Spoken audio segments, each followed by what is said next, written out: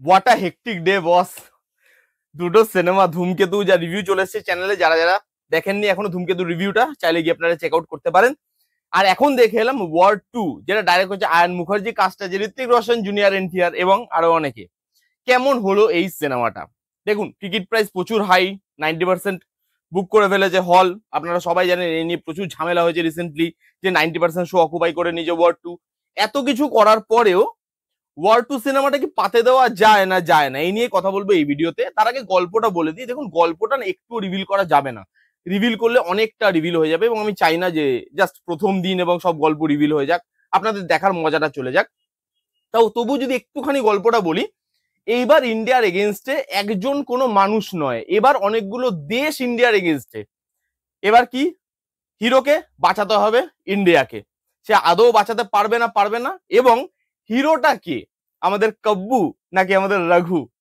জানি নাম দুটোর সঙ্গে আপনারা পরিচিত নন, সেই জন্যই এই নাম দুটো কেন আমি ব্যবহার করলাম এটা জানতে আপনাকে হলে গিয়ে সিনেমাটা দেখতে হবে। এবার এই সিনেমাটার পজিটিভ দিক নেগেটিভ দিক নিয়ে আলোচনা করব। প্রথমে যে কথাটা বলবো সেটা হচ্ছে, দেখুন, যতটা খারাপ হবে ভেবে গেছিলাম, সত্যি কথা বলতে ততটা খারাপ কিন্তু আমার সিনেমাটা লাগেনি। বেশ কিছু জিনিস পজিটিভ আছে ওয়ার 2 তে।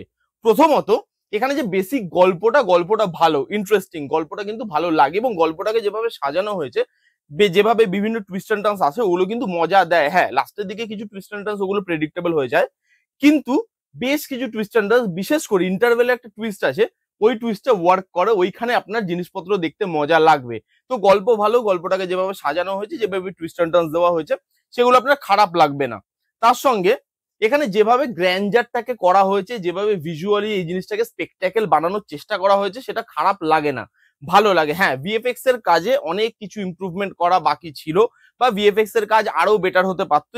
ওইখানে অনেক জায়গায় গ্রিন স্ক্রিন বোঝা যাচ্ছে, যেটা আমরা টিজার ট্রেলার সব জায়গাতে আলোচনা করে এসেছিলাম, এবং বড় স্ক্রিনে যখন আপনি দেখবেন সেগুলো আরো বেশি করে আপনার চোখে পড়বে। কিন্তু তবুও ভিজুয়ালটা ভালো, বিভিন্ন দেশে শুট হয়েছে, বিভিন্ন দেশে যখন জাম্প করছে গল্পটা, সেই জায়গাগুলো দেখতে ভালো লাগে, সেই জায়গাগুলো যার ফিলটা হয় না।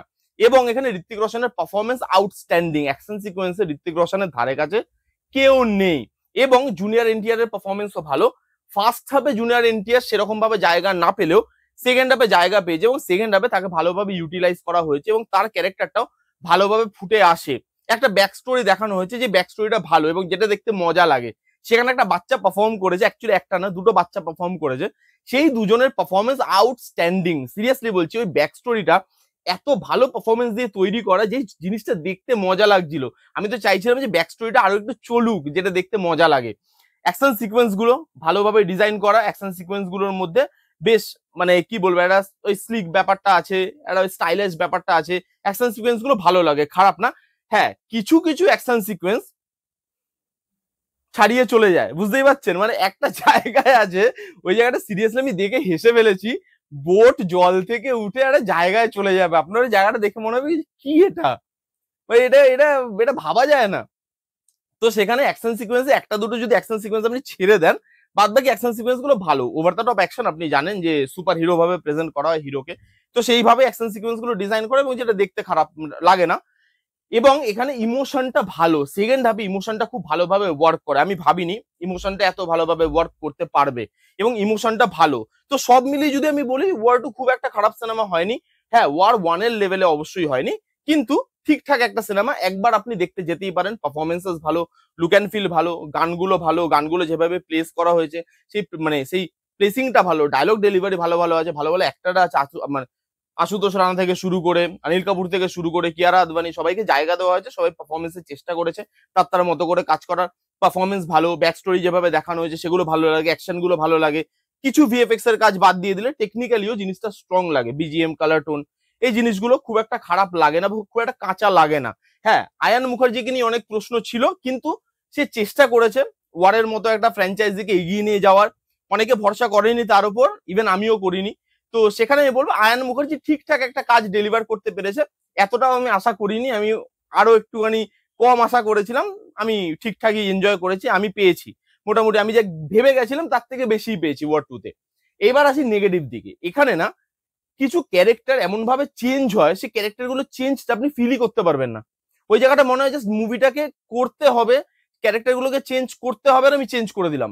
সেইভাবে কিছু জায়গা আসে, ওই যে বললাম অ্যাকশন সিকোয়েন্স এক একটা টাইমে গল্পের গুরু গাছে উঠে যায়, সেই অ্যাকশন সিকোয়েন্স গুলো চোখে লাগে, ভিএফএক্স অনেক জায়গায় চোখে লাগে। এখানে রোমান্টিক ট্র্যাকটার না কোনো জায়গাই নেই। রোমান্টিক ট্র্যাকটা কেন এলো কেন গেল, খালি একটা গান দেখানোর জন্য রোমান্টিক ট্র্যাকটা দেখানো হচ্ছে, সেটা আপনি বুঝতে পারবেন। রোমান্টিক ট্র্যাকটা একদম এখানে বসেইনি, ভালো লাগেইনি দেখতে, এবং লাস্টের দিকে কিছু টুইস্ট এন্ড টার্নস সেগুলো ওয়ার্ক করে না, এবং সেগুলো আপনার দেখে মনে হয় এবার তো সিনেমাটা প্রেডিক্টেবল হয়ে যাচ্ছে। আর সিনেমার লেন্থটা বড়, মাঝে মাঝে ড্র্যাগ করছিল, মাঝে মাঝে মনে হচ্ছিল টেলটা পড়ে যাচ্ছে, এবং ওই রানিং লেন্থটা ফিল হয় 3 ঘন্টার উপরে রানিং লেন্থ, এবং সেই জিনিসটা আপনার ফিল হবে যে এত বড় সিনেমা কেন, আরো কম্প্রেস করা যেত, আরো ছোট করা যেত। মোটের ওপরে ওয়ান টাইম ওয়াচ একটা সিনেমা।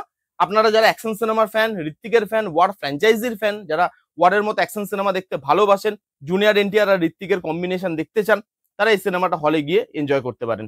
এই ছিল ওয়ার 2 এর রিভিউ। কারা কারা দেখেছেন, আপনাদের কিরকম লেগেছে কমেন্ট করে জানাবেন। কারা কারা এখনো পর্যন্ত দেখেননি, যান গিয়ে দেখে নিন। কেমন লাগলো রিভিউটা জানাতে ভুলবেন না। ভালো লাগলে please give Thums up, like করবেন, কমেন্ট করবেন, শেয়ার করবেন, চ্যানেলটাকে মাস্ট সাবস্ক্রাইব করবেন। দেখা হচ্ছে নেক্সট কোনো ভিডিওতে, ততক্ষণ bye bye, take care and be safe.